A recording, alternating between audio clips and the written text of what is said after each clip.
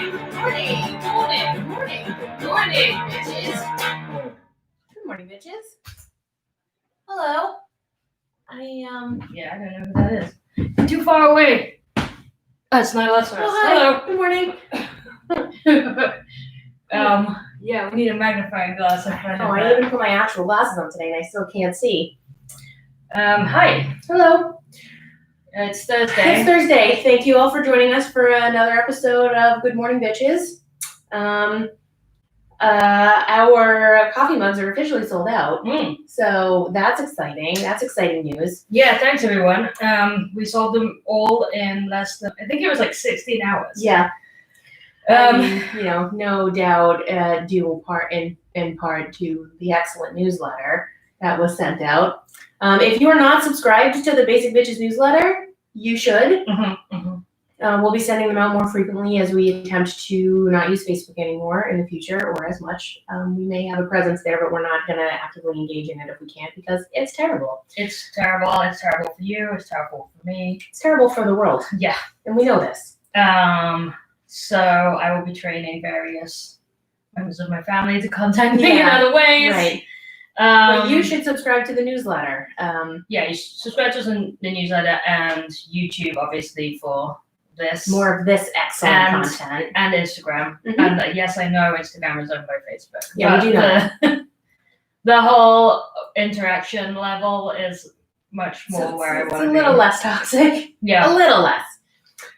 So thank you for joining us for our second edition discussion of Scarface, which is number 7 on the top 10. Yeah, we're going backwards on the top 10. Entertainment Weekly's top 10 list of cult films. We didn't actually talk about the other day how this movie is a cult film, because it is such a big deal now, and people seem to love it. But when it came out, everyone saw it for what it is, which is like an overblown pile of shit that's too long. Yeah, so, and it also was rife with sort of behind the scenes issues. The film took ages to get made. Mm-hmm. It was totally over budget and over schedule, obviously. As we spoke about a little bit, there was a 3-year writing period in which Roger Stone went to Miami and did drugs. Oliver Stone. I'm sure Roger Stone was doing drugs at the same time. Yeah. Oliver Stone. Do you think they're related? No. I don't know. But it also, after it was sort of finally ready, it received an X rating from the motion picture board that does understandably. Ratings. Yeah, because it's incredibly violent, and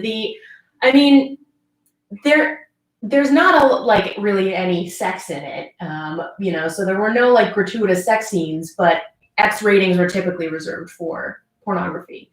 So the fact that it had an X rating. Do you think it had a sex scene in it and they took it out? I don't know, because they apparently had recut the film several times in an attempt to get an R rating, which eventually it did. Because now you're saying that, it almost is weird that there aren't any sex scenes. Yeah. But I guess there's also it's also just the difference between films then and films now. Yeah. But it is surprisingly sexless. Yes. Considering all of the other excesses. Right. And I think that was part of the movie that bothered me the most, was it was almost comical how excessive it was, but also at certain points it was just gross. It's I can't watch him snort a mountain of cocaine anymore. A, it's stupid. B, it's just nonsense, and it's gross. It's gross. It's also just there's a bit where he has he has this Coke straw that's got 2 things. So it goes up both nostrils and then onto one. And as soon as that happened, I was like, surely that's harder to get cocaine up, right? The point of closing off one nostril is to increase suction, I think. We're not experts here. Absolutely not. But it seems like there are a lot of nonsense things about. There's definitely more than one moment when he literally puts a mountain of Coke on the table and puts his face in it. Just buries his face in it, which is dumb, But these are the things that as we were watching people keep eating it. Yeah. Like, I know, like, I've seen people rub it on their gums Yeah. in movies, but, like... They're just, like, throwing it in their mouths. So stupid. So, yeah, the level of excess, I think, the violence and the drug use is what gave it the X rating. But they appealed it, and that process took a couple of years. So in the time that, which I think now that I'm thinking about it, the movie, we initially were like, this is definitely like a 70s movie, right? But when we watched it, we're like, oh, this movie came out in 1983? But it took it says it's set in 1980, but it doesn't feel like it. But I guess you're right on the cusp. Yeah, it blurs of that late 70s. It's like the era that weirdly Freaks and Geeks is in. You know, like one of them is still disco dancing, right? But like, yeah, it's like the cusp between two eras, right? But this is like resolutely a 70s movie. Yeah, and it was so it's obviously set in Miami, but only the exterior shots are in Miami.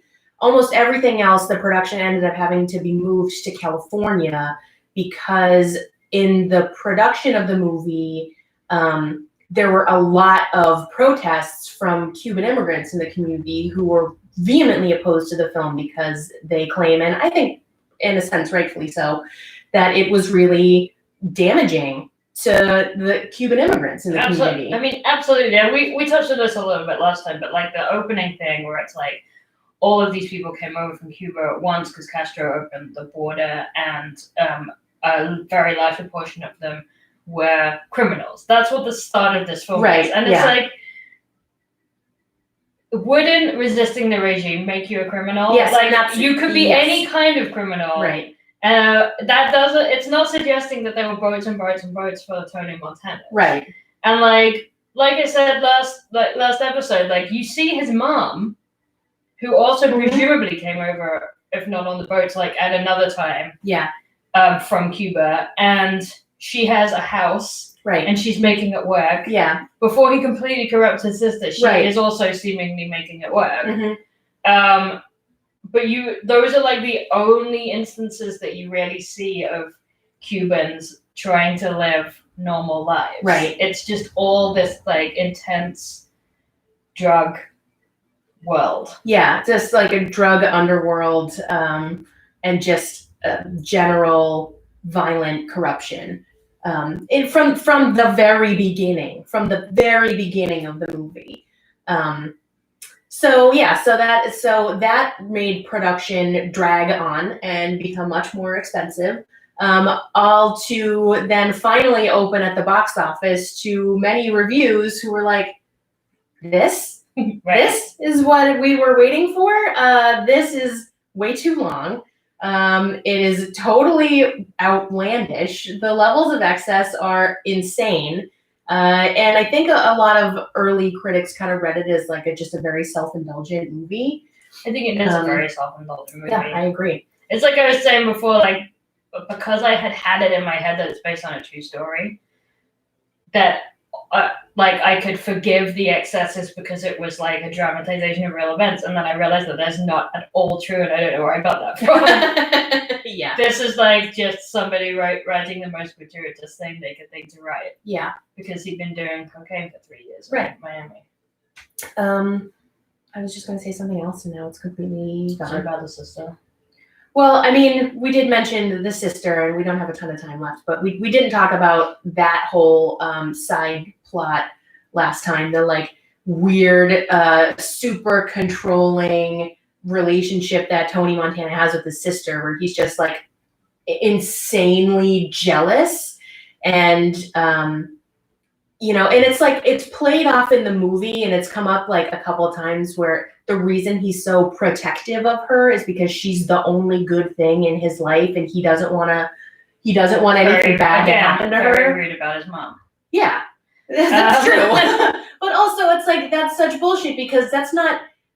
Maybe even if that's true, that's not her responsibility. She shouldn't have to pay for the fact that his life is fucking terrible.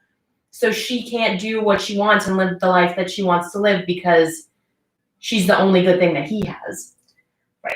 That's bullshit. It's bullshit. It's bullshit. Also, so at no point, as far as I can remember, are we told how old Tony is. But within the first 10 minutes of the movie, I had to look up how old Al Pacino was when this film was made, because he was like 40. Really? Yeah. Oh, Jesus. And all of his friends are very definitely early 20s. Yeah, yeah. Like Manny is like solidly maybe 25. Yeah.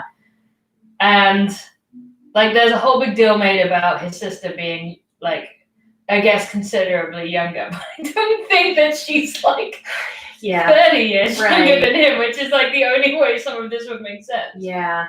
Some of this, it just doesn't add up. It doesn't. Yeah, I feel like Tony was supposed to be someone younger. Probably. Well, they thought that they were getting away with us believing that he was younger, but he looks haggard. Yeah, oh, totally. Even at the beginning.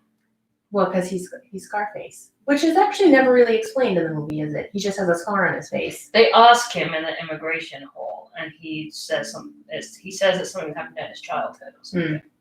Oh yeah, I guess that's right. Sure. So it wasn't popular when it was released. It got panned, but it was, really kind of adopted by the hardcore rap and hip hop community. Well, it was early hip hop because it kind of came out around the time that was breaking out in New York.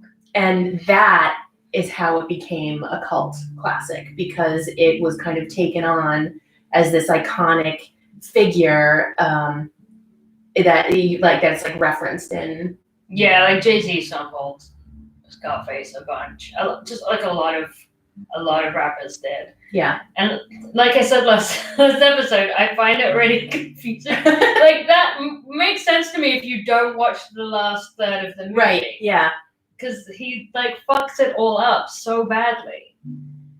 But I guess well, there's something in the tragic anti-hero, I guess. Which, we're going to play our original song and you will hear our thoughts about this whole concept. But, I mean, I could understand it being adopted in that sense of just kind of coming from nothing and doing what you have to do to make something, even if it's terrible and even if it leads to your demise. It's like the get rich or die trying kind of mentality. I guess. But I did read a really cute little thing. I forget his name. It's Stephen Bauer or something. The guy that played Manny. He, like pretty much everybody on the face of the planet, has at some point been in Law and Order for an episode. And there was just a little anecdote about him having a scene with Ice-T and Ice-T suddenly realizing who he is and stopping the shot and insisting that everybody takes a 10-minute break so he can talk to Manny from Scarface. But apparently, Ice-T said that Manny was the character that he identified with the most. It wasn't Tony, because he saw himself as a womanizer, I guess. Interesting. You, again, just forget about the part where he gets brutally murdered by his best friend on a coke binge. Right. Anyway. I love Ice-T. Solid endorsement for Ice-T. He's really great on Twitter. His Twitter handle is Final Level or something. Just solidly great. It's borderlines just someone's dad. Yeah. But nice. Also he doesn't take any shit. And then occasionally there's just a picture of his daughter being cute. Nice. Yeah. Well, I think we've said pretty much all we can say. Yeah. I mean, we've seen it. We have. That we paid $4. We did. We had to rent it. So next week we are watching Repo Man. I've never seen it. Don't know what it's about, and I'm not going to research what it's about before I watch it. What I did research is that it's only 92 minutes long. Yes. Get in there and get it done. Fucking vacation. Scarface. So yeah, we will be back on Tuesday with thoughts on Repo Man. And in the meantime, we're going to play our original song, inspired by our recent viewing of Scarface. Okay. Gotta remember that one line that I can't read in your handwriting. Sorry. Okay. Ready? Yes. 1, 2, 3, 4. Who's this fucking movie for?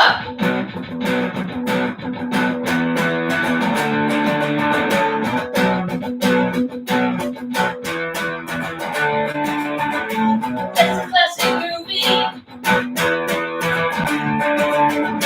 It's almost 3 hours long. Tell me why it's good. I'll tell you why you're wrong. Awful people doing awful things. I'm blaming it all on a cocaine binge. This guy told me he's a piece of work. You think he's cool, but he's just a jerk. He kills so many people. Treats his wife like shit. He's not an anti-hero.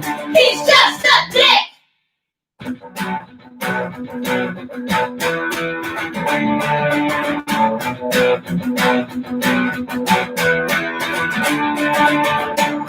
We waited so long. Tony's little friend. That was fucking movie. It's never gonna end. Awful people doing awful things. And blame it all on a cocaine binge. This guy told me he's a piece of work. You think he's cool, but he's just a jerk. He killed so many people. Treats his wife like shit. He even kills his best friend. I bet he's proud of it. His mama tried to warn him, but he's just too sick. He's not an anti-hero. He's just a dick. There you have it, folks. Have a good weekend. We'll see you on Tuesday. Bye. Oh no. What have you done? I don't know. Wait, never.